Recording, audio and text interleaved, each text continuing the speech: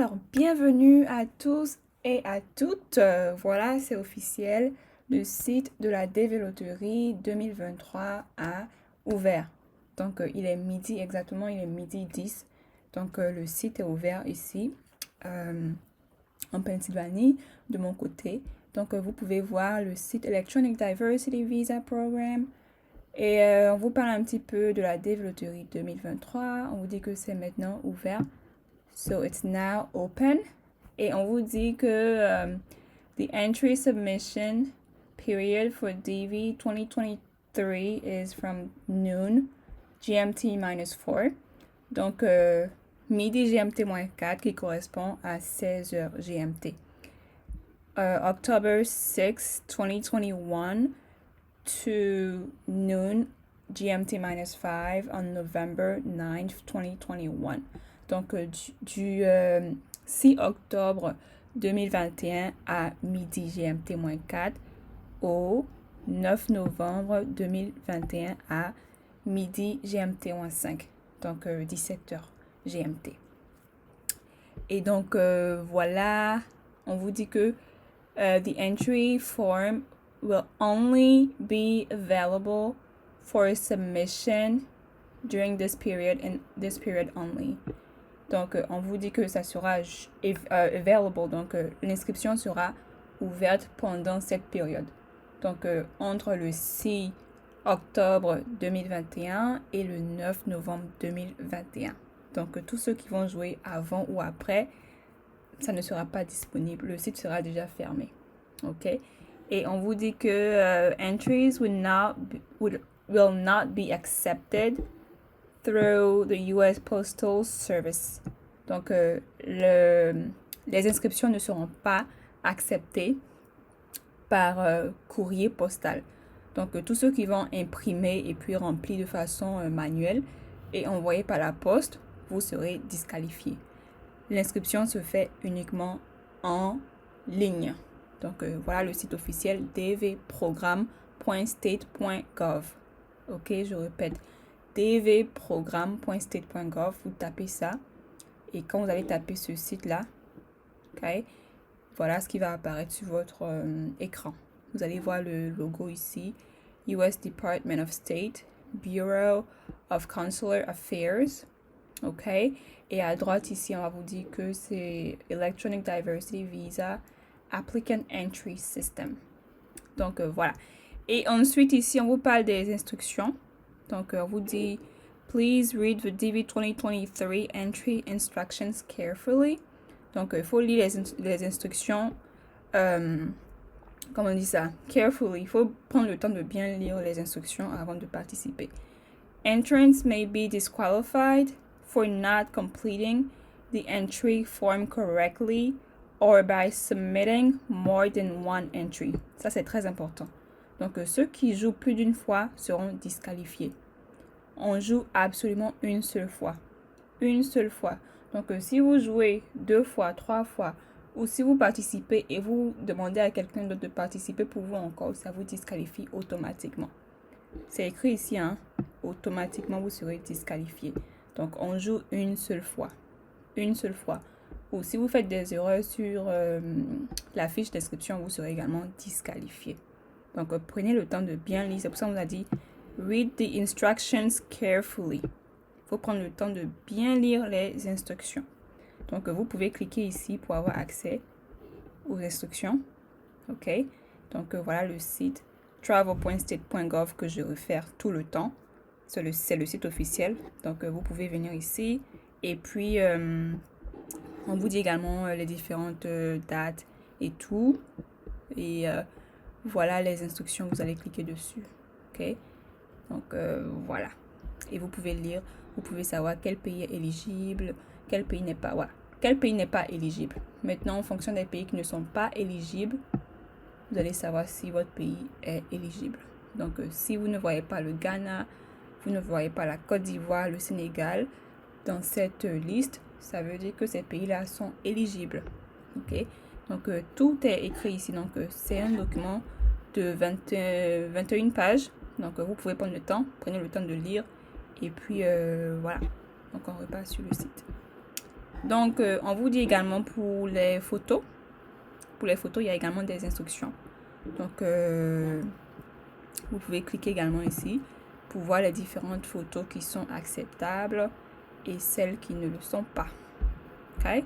Donc, voilà les photos qui sont acceptables et les photos qui ne sont pas acceptables.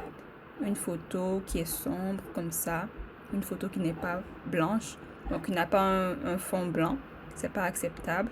Une photo qui a un reflet derrière comme ça, c'est pas acceptable non plus. Donc la photo doit être bien claire avec un fond blanc. Ok, donc voilà. Et vous pouvez également utiliser l'application Photo Tool. Vous allez cliquer dessus et puis vous pourrez recadrer votre photo et tout ça. Donc voilà. Maintenant, Entry Form. Donc Entry Form, c'est la fiche d'inscription. Donc voilà, on vous dit que c'est préparé en 2 parts. Ok, 2 parts, 2 parties. La première partie, c'est Entrant. Ok, donc la première partie concerne le pétitionnaire ou la pétitionnaire. Et la deuxième partie concerne the derivatives. Derivatives c'est les dépendants. Les dépendants, donc si vous avez des enfants, si vous êtes marié et tout ça, vos dépendants seront inclus sur la deuxième partie. Donc voilà. Et on vous dit each part must be completed correctly and completed before going to the next part. Donc chaque partie doit être complétée correctement avant de continuer sur la deuxième page. Et on vous dit after all parts are completed, the entry will be submitted to the DV 2023 Processing Center.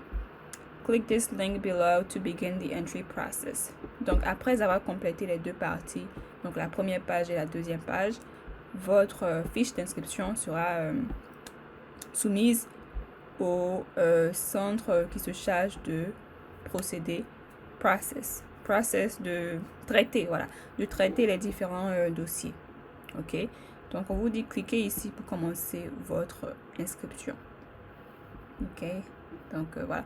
Également, juste pour toucher un petit peu à ce sujet en bas ici, c'est pour vérifier votre statut. Donc ceux de la DV Lotterie 2022 qui souhaitent également continuer de vérifier leur statut, s'ils ont été sélectionnés ou pas, vous pouvez cliquer sur Check Status pour vérifier. Donc vous avez jusqu'au 30 septembre 2022 pour avoir accès à ce site-là. Pour la DV Lotterie 2022, bien évidemment. Ok, maintenant pour la DV 2023, vous avez jusqu'au 30 septembre 2023. Et la sélection se fait le 7 mai 2022. Donc, les inscriptions se font entre le 6 octobre 2021 et le 9 novembre 2021. Et les résultats seront disponibles le 7 mai 2022 à midi. Ok, midi GMT-4. Et vous aurez accès au site jusqu'au 30 septembre 2023. Ok, donc voilà un petit peu comment ça se passe. Donc maintenant on va cliquer sur Begin Entry pour voir un petit peu le site, la fiche d'inscription. Donc quand vous cliquez, voilà ce qui apparaît d'abord. On vous donne Authentication Code, donc un code pour vérifier que vous n'êtes pas un robot, donc un code d'authentification. Donc on va écrire ce qui est là, AWN9. Submit pour continuer. Et donc voilà, ça c'est la première partie. Donc on vous a bien dit que la première partie concerne the entrant. The entrant, c'est le pétitionnaire. Donc la première partie vous concerne. Donc première partie, on vous demande votre nom. Donc le nom comprend le last or family name, qui est le nom de famille, first name, qui est ton premier prénom, et middle name, qui est ton deuxième prénom. Donc, tous ceux qui ont plus de 2 prénoms, si tu as 3, 4, 5, 6, 7, 10, 20 prénoms, on te demande uniquement les 2 premiers prénoms. Donc, voilà. Donc, si ton nom de famille, c'est Kojo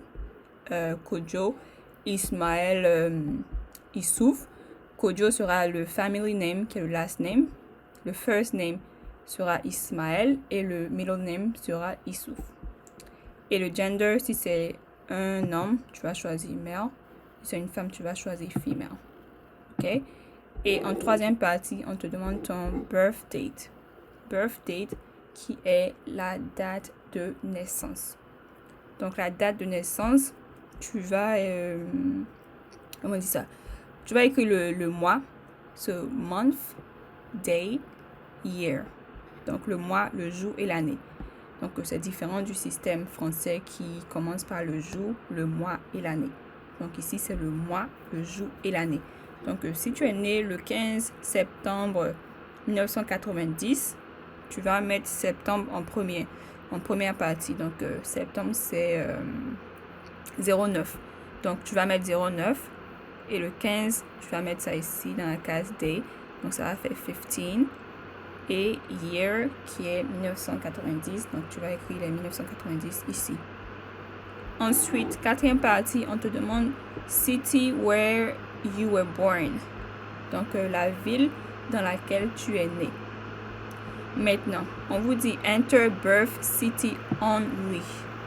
Ok, donc ceux qui sont nés dans les villages, dans les, je sais pas, dans les provinces, on vous dit do not enter any of that. Ne mettez pas ça. Ok, donc si vous êtes né dans un village, vous êtes né dans un, je sais pas quoi, on vous demande pas ça. On vous demande uniquement votre city. Ok, birth city qui est votre ville de naissance. Donc, si vous n'êtes pas né dans une ville, vous allez cliquer sur birth city unknown. Pour dire que vous ne connaissez pas la ville dans laquelle vous êtes né. Ok, très simple. Mais si vous connaissez la ville, par exemple, si vous êtes né à Boaké, vous allez écrire Boaké ici. Si vous êtes né à Abidjan, vous allez écrire Abidjan. Si vous êtes né à Dakar, vous allez écrire Dakar. Ok? Dans le cas contraire, vous allez cliquer birth city unknown. Voilà. Ensuite, numéro 5, on vous demande country where you were born. Ok? Donc, country, c'est le pays dans lequel tu es né. Le pays dans lequel tu es né. Donc, si c'est Côte d'Ivoire, tu vas choisir Côte d'Ivoire. Donc, Côte d'Ivoire. Ok? Si c'est, je sais pas quoi,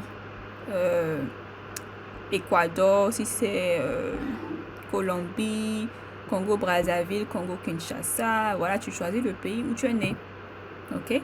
Et en sixième partie, on te demande Country of Eligibility for the DV Program.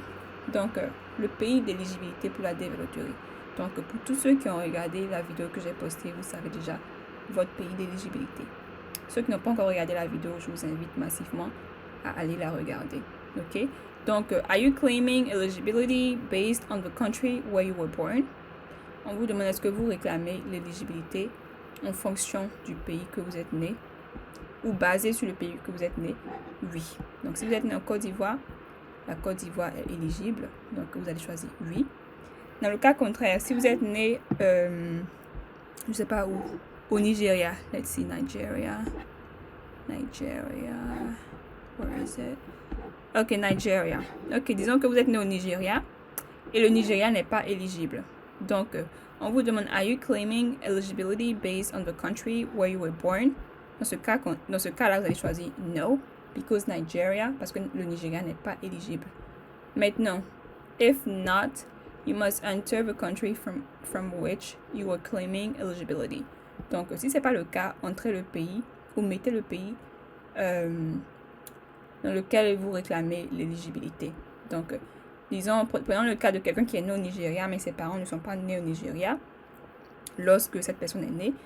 Et les parents n'avaient pas également la résidence nigérienne. Donc, ça veut dire que tu peux réclamer la nationalité de tes parents. Donc, si tes parents sont ivoiriens, tu peux choisir Côte d'Ivoire. Okay? Côte d'Ivoire sera ton pays d'éligibilité.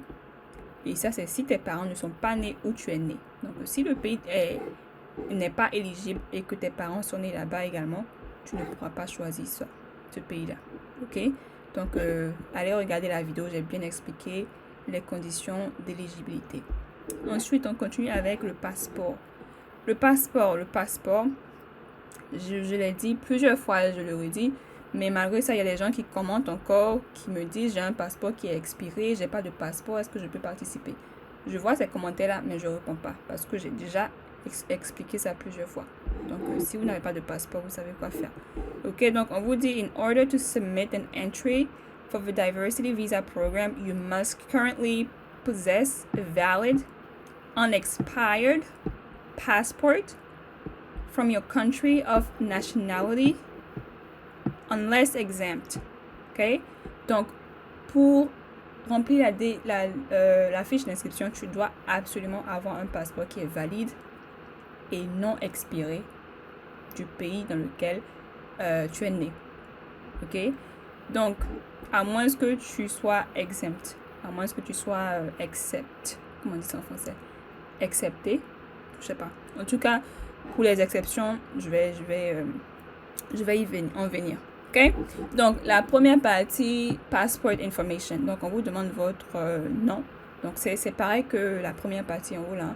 On vous demande votre family name, qui est votre last name, qui est votre nom de famille, first name, qui est votre premier prénom, middle name, qui est votre deuxième prénom. Maintenant, si tu as un seul prénom, bah tu choisis. Si ton nom complet c'est Kojo Ismail, Kojo sera le family or last name, Ismail sera le premier, qui est le first name. Et si tu n'as pas de deuxième prénom, bah tu vas choisir no middle name. Donc tu vas cliquer ici pour dire que tu n'as pas de deuxième prénom. Ok, donc voilà. Dans le cas contraire, si tu as un deuxième prénom, que ton deuxième prénom c'est Issouf, tu vas mettre Issouf ici. Et ensuite, on te demande le numéro du passeport. Le numéro du passeport est dans ton passeport. Donc, ton passeport qui est valide et non expiré doit normalement avoir un numéro de passeport. Ensuite, on te demande la date d'expiration du passeport. Donc, pareil, le même système américain. Tu vas mettre le mois. Donc, si ton passeport expire le 15 septembre 2024, tu vas mettre 09 pour septembre, 15 day et year, ça sera 2024. Ok? Et on te demande le pays qui t'a issued, qui a délivré le passeport. Donc, si c'est la Côte d'Ivoire, bah, tu vas choisir Côte d'Ivoire. Hein? Côte d'Ivoire. Voilà. Maintenant, pour les exemptions, pour les exceptions. Ceux qui peuvent participer sans passeport sont... Tu peux participer sans passeport si tu n'as pas de nationalité.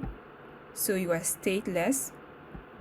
Ou si tu vis dans un pays communiste qui est contrôlé et qui t'empêche d'avoir un passeport. Donc, si le gouvernement t'empêche d'avoir un passeport, dans ce cas-là, oui, tu pourras choisir cette option. D'abord, tu vas cliquer ici. I am not required to submit passport information because I am. Donc, ça veut dire je ne suis pas obligé de donner les informations de mon passeport parce que je suis, première option, sans nationalité. Ou deuxième option, je vis dans un pays communiste qui contrôle tout. Donc, le gouvernement m'empêche d'avoir un passeport. Ou la troisième option, c'est unable to obtain a passport and have received an individual waiver of the passport requirement by the Secretary of Homeland Security or Secretary of State. Donc, la troisième condition, c'est que, la troisième option, tu es unable, tu n'es pas capable d'avoir un passeport parce que tu as reçu un waiver, donc une faveur du gouvernement américain qui te dit que tu peux participer sans passeport. Mais ça, je ne pense pas que ça n'existe pas. Anyways, voilà les différentes options pour participer sans passeport. Donc, si tu ne te retrouves pas dans l'une des options, ça veut dire que tu dois absolument avoir un passeport. Et si tu n'as pas de passeport, va faire ton passeport avant le 9 novembre 2021, qui est le dernier jour pour participer. OK? Et en huitième partie, on vous demande votre photo. OK? So, ça, c'est la photo du entrant. Donc, entrant, le pétitionnaire. Parce que, souvenez-vous, la première partie concerne le pétitionnaire. Et la deuxième partie concerne les différents dépendants. Que ce soit le mari ou la femme ou les enfants. Donc, la première partie, on vous demande votre photo. Donc, on vous dit la photo doit... on vous dit photograph that do not comply with all specifications, including but not limited to recency of the photos, must be taken in the last 6 months. Ça, c'est ce que je dis tout le temps. On vous dit la photo doit avoir été prise dans les 6 derniers mois. Donc, si la photo ne respecte pas ces conditions-là, bah, elle sera pas bon pour vous, hein. Ok, donc on a cliqué sur ça et vous avez déjà vu les différents exemples des photos qui sont acceptables et des photos qui ne sont pas. Ok, donc et puis vous pouvez également cliquer sur Photo Tool pour pouvoir recadrer votre photo. Donc voilà, et vous allez cliquer sur Choose New Photo et ça va prendre une photo dans votre ordinateur. Donc si vous avez scanné la photo, ok, donc vous êtes allé chez le photographe, il a mis la photo, il ou elle a mis la photo sur la clé USB et vous avez mis la photo sur votre ordinateur. Donc vous pourrez cliquer sur Choose New Photo et ça va prendre automatiquement la photo dans votre ordinateur et puis la poster ici. Ok, donc ça c'est la 8e partie. Ensuite, 9e partie, on vous demande votre mailing address, qui est votre adresse où vous recevez le courrier actuel. Donc, si vous êtes né en Côte d'Ivoire et qu'en ce moment vous vivez au Sénégal, on vous demande l'adresse du Sénégal parce que c'est au Sénégal que vous recevez votre courrier, n'est-ce pas? Donc, vous allez mettre votre adresse. Donc, la première partie, c'est in care of, qui est en fait le nom de la personne qui va recevoir, mais c'est optionnel. Voilà. Deuxième partie, on va vous demander votre adresse. Donc, pour ceux qui n'ont pas d'adresse, parce qu'en Afrique, de façon générale, il n'y a pas d'adresse. Donc, vous allez mettre le quartier. Donc, dans cette partie-là, vous allez mettre le quartier. Ensuite, petit c, vous allez mettre la commune. Non, petit c, vous pouvez laisser, c'est optionnel. Mais en petit d, vous allez mettre la ville. Donc, disons que vous vivez à Yopougon, quartier millionnaire. Donc, vous allez écrire en petit b, vous allez mettre quartier millionnaire. La ville, c'est Abidjan. Et la commune ici, ça sera Yopougon. Et le code postal, c'est facultatif. Donc, vous pouvez cliquer No Postal Code. OK? Et on vous demande le pays. Donc, le pays, ça sera le pays où vous vivez. Donc, où vous recevez le courrier. Donc, si c'est Australie, vous allez choisir Australie. OK? Et là, maintenant, on vous demande le pays where you live today. Donc, le pays dans lequel vous vivez en ce moment, aujourd'hui. Donc, si tu es né en Côte d'Ivoire et que tu vis en ce moment au Sénégal, tu vas choisir Sénégal. Sénégal. Where is it? Sénégal. Here. OK. Donc, pays dans lequel tu vis aujourd'hui. Et le phone number, on te demande ton numéro de téléphone, c'est facultatif également. Et l'adresse email, on te demande, c'est très important. Donc, on vous dit cette adresse email qui sera utilisée pour vous communiquer les informations optionnelles si vous êtes sélectionné. Ok, donc c'est très important de savoir quelle adresse email vous allez utiliser pour la development. Donc, ceux qui ont 5 adresses email ou plus, sachez rappelez-vous de quelle adresse email vous allez utiliser. Donc, prenez note quelque part là-bas. Vous dites, ok, voilà, j'ai utilisé cette adresse email-là pour la développerie 2023. Ok, vous allez mettre l'adresse email ici et vous allez confirmer également. Vous allez écrire ça une deuxième fois. Donc, soyez sûr de vous rappeler de l'adresse email que vous allez utiliser pour la développerie. Et en 13e partie, on vous demande your highest level of education. Donc, ceux qui ont le bac, mais qui ont un master, un PhD, etc., on vous demande le highest, donc le niveau d'études le plus élevé. Donc, ça n'a rien à voir avec l'exigence pour la développerie. Donc, si vous avez le bac c'est l'exigence. Mais ici, on vous demande le niveau d'études le plus élevé. Donc, si vous avez un master, vous allez choisir master. Si vous avez un PhD, un doctorat, vous allez choisir doctorat. Si vous avez le bac, qui est normalement la priorité, vous allez choisir bac, etc. OK? Donc, on vous dit que you must have a minimum of high school diploma. OK? Donc, tu dois avoir le minimum, le bac. Si tu n'as pas le bac, tu ne pourras pas t'inscrire. Donc, le bac or skilled worker, un travailleur qui a des compétences, qui dans un boulot ou un emploi qui requiert at least 2 years of training, qui demande au moins 2 ans d'expérience professionnelle. Donc voilà, vous allez partir sur le site que je vous donne tout le temps, www.onnetonline.org, pour savoir si oui ou non votre boulot est qualifié pour la développerie 2023. Donc soit 2 ans d'expérience professionnelle ou soit le bac. Donc voilà. Mais ici, principalement, on vous demande votre niveau d'études le plus élevé. Donc voilà. Ok, 14e partie, on vous demande your current marital status. Donc votre statut matrimonial en ce moment. Donc en ce moment, est-ce que vous n'êtes pas marié? Donc si vous êtes célibataire, vous allez choisir unmarried. Si vous êtes marié et que your spouse is not a US citizen or a permanent resident. Donc, si tu es marié, mais ton mari ou ta femme n'est pas résident permanent ou américain, tu choisis cette option-là. Si ton mari, tu es marié et que ta femme ou ton mari est américain ou résident permanent, tu choisis cette partie-là. Si tu es divorcé, tu choisis cette partie également. Si tu es veuf ou veuve, tu choisis cette partie-là. Si tu es séparé légalement, tu choisis cette partie-là, ok? Et tu pourras cliquer également ici pour mettre les informations de ton époux ou ton épouse. Donc, on vous dit si you and your spouse are legally separated, your spouse will not be able to immigrate with you through the diversity visa, and you will not be penalized if you choose to enter the name of a spouse from whom you are legally separated. Donc, on vous dit que si vous êtes séparés légalement et que tu es sélectionné à la développerie, tu ne pourras pas voyager avec ton mari ou ta femme parce que vous êtes séparés. Vous n'êtes plus mariés. Ok? Et on vous dit également que tu ne seras pas pénalisé si tu décides de mettre les informations de ton époux ou de ton épouse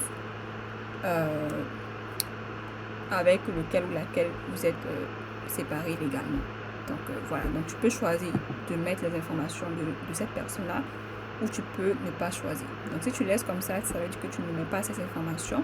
Et si tu cliques dessus, tu mettras les informations de la personne. Donc, voilà. Donc, ok, on continue avec le numéro 15.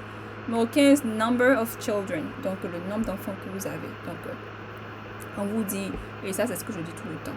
On vous dit all biological children, legally adopted children and stepchildren who are unmarried and under the age of 21. Donc, tous vos enfants, que ce soit vos enfants biologiques, vos enfants que vous avez adoptés légalement, les enfants de votre femme ou les enfants de votre mari qui ont moins de 21 ans, tous ces enfants-là doivent absolument être inclus sur votre fiche d'inscription. Donc, si vous avez un enfant avec votre mari ou votre femme et que vous avez 2 enfants avec une autre personne, ça fait un total de 3 enfants. Donc, vous allez mettre 3. Ok? Donc, vous devez absolument inclure tous vos enfants. Donc, ceux qui disent « Mes enfants sont au village, moi je suis ici », tu ne pourras pas participer dans ce cas-là parce que tu dois inscrire tous tes enfants et tu auras besoin de leurs photos. Donc, si tes enfants sont au village que tu ne peux pas prendre leurs photos, tu ne pourras pas participer à la développerie. Donc, c'est comme ça. Ok? Donc, ça, c'est la première partie qui concerne le pétitionnaire ou la pétitionnaire. Donc, la vidéo a été vraiment longue. Donc, je vais m'arrêter ici et faire une deuxième vidéo pour parler un petit peu de la deuxième partie qui concerne les dépendants, que ce soit l'époux ou l'épouse et les enfants. Donc, voilà.